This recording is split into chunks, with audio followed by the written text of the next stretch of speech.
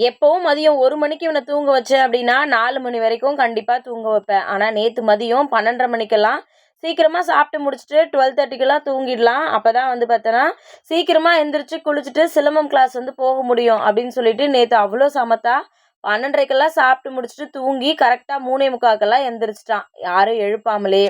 Master வந்து பார்த்தீங்கன்னா, ஸ்ரதன சிலம்பம் கிளாஸ்க்கு கூட்டிட்டு வாங்கன்னு சொல்லியிருந்தாங்க. அதனால ஒரு தடவையும் அத சொல்லிக்கிட்டே இருந்தான். லேட் ஆயிட போது ஃபர்ஸ்ட் டே கிளாஸ்க்கு லேட்டா போகக்கூடாதும்மா. அதனால நான் சமத்தா இருக்கேன் அப்படின்னு சொல்லிட்டு நேத்து ஃபுல் டே அவ்வளோ சமத்தா தான் வந்து இருந்தான்.